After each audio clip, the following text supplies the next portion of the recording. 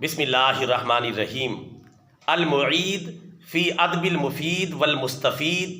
نامی کتاب کے صفحہ نمبر 71 پر جبل استقامت امام اہل سنت امام احمد بن حنبل رحمۃ اللہ علیہ کا ایک قول نقل کیا گیا ہے، جس میں وہ فرماتے ہیں ان لحوم العلماء مسمومہ من شمہا ماریدا ومن اکلہا ماتا، یعنی علماء کا گوشت بڑا زہریلا ہوتا ہے، جو اسے سونگھے گا بیمار پڑ جائے گا اور جو اسے کھائے گا مر جائے گا۔ اس سے مراد یہ ہے کہ علماء کی غیبت، تحقیر اور تذلیل ایسا قبیح فعل ہے کہ جس کی سزا دنیا اور آخرت میں ملے گی اور لازماً مل کر رہے گی، چونکہ علماء کی غیبت کرنا، تحقیر کرنا، تذلیل کرنا نہایت ہی برا اور خلاف شریعت کام ہے، اور یہ ایسا جرم ہے کہ جس کی سزا دنیا میں بھی ملے گی اور آخرت میں بھی ملے گی۔ اور قرآن و حدیث کی روشنی میں عام غیبت کا قانون یہ ہے کہ جو مسلمان کسی دوسرے مسلمان کی غیبت کرتا ہے تو یہ ایسے ہے جیسے اپنے مردہ بھائی کا گوشت کھاتا ہے، اور مردہ بھائی کا گوشت ظاہر ہے کہ وہ مردہ ہے، زہریلا ہوتا ہے، کتنا نقصان دہ ہوگا، کتنا اس کے لیے یہ تباہ کن ثابت ہوگا۔ جب ایک عام مسلمان کی غیبت کرنا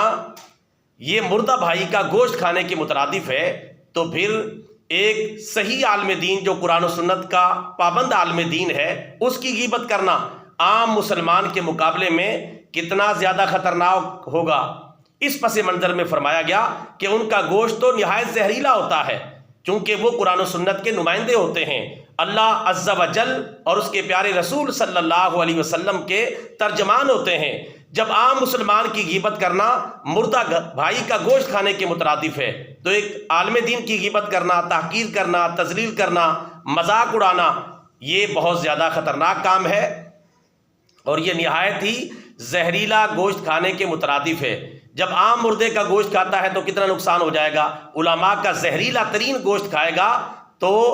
دنیا میں بھی اس کی سزا ملے گی اور آخرت میں بھی اس کی سزا ملے گی۔ لہٰذا ہم سب کو چاہیے جو جید علماء اسلام ہیں، قرآن و سنت کے پابند علماء اسلام ہیں، ان کے ادب و احترام کا خیال رکھیں، ان کی عزت اور توقیر کا خیال رکھیں۔ آج کل کے کئی سیکولر قسم کے بہروپیے سکالر اور اسی طرح کے کئی دین دشمن، علماء دشمن اور قرآن و سنت کے دشمن علماء کی تحقیر، تذلیل اور غیبت کرتے ہیں، ان کو برا بھلا کہتے ہیں۔ انہیں اپنے انجام کے بارے میں خبردار ہونا چاہیے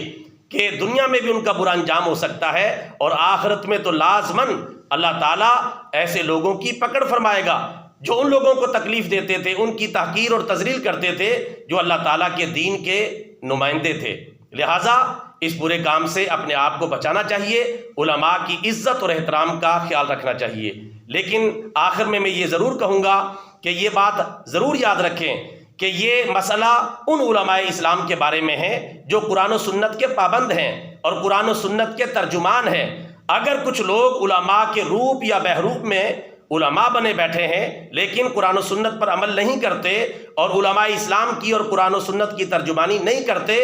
تو وہ یہاں مراد نہیں ہے، بلکہ وہ علماء مراد ہیں جو قرآن و سنت کے پابند ہیں، اللہ عز و جل اور اس کے پیارے رسول صلی اللہ علیہ وسلم کے ارشادات کے صحیح ترجمان ہیں۔ اللہ تعالی ہمیں قرآن و سنت کے پابند علماء کی عزت کرنے کی توفیق عطا فرمائے اور ہمیشہ ان کے ادب و احترام کا لحاظ رکھنے کی توفیق عطا فرمائے۔